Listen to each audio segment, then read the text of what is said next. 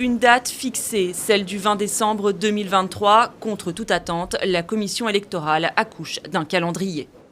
C'était un document qui nous faisait défaut, à son temps, parce que le calendrier a un caractère contraignant, ça s'impose à toutes les parties prenantes, tandis que la feuille de route n'en a pas.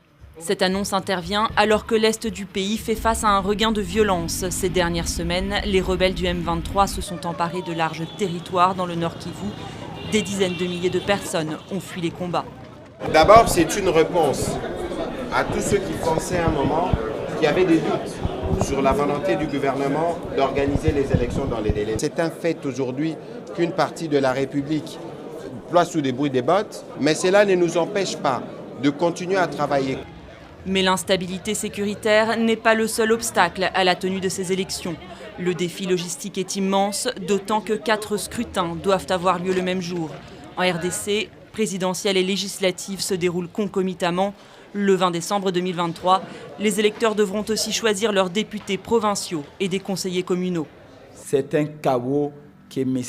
Kadima est en train de planifier parce que nous ne comprenons pas et nous ne voyons pas comment Kadima prévoit seule l'autorité que les votes se déroulent le 20 décembre 2023, c'est-à-dire un mercredi, une journée ouvrable, alors que traditionnellement, c'est le dimanche que les Congolais votent. Autre sujet de litige, le vote de la diaspora. Il pourrait avoir lieu dans 5 pays, la Belgique, la France, les États-Unis, le Canada et l'Afrique du Sud.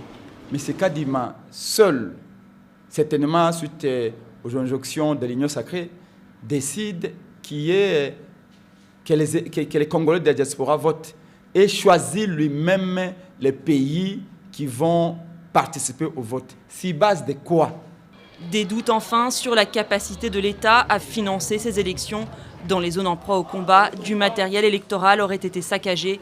À ce stade, le gouvernement assure s'être acquitté de 80% des frais nécessaires à la tenue du scrutin.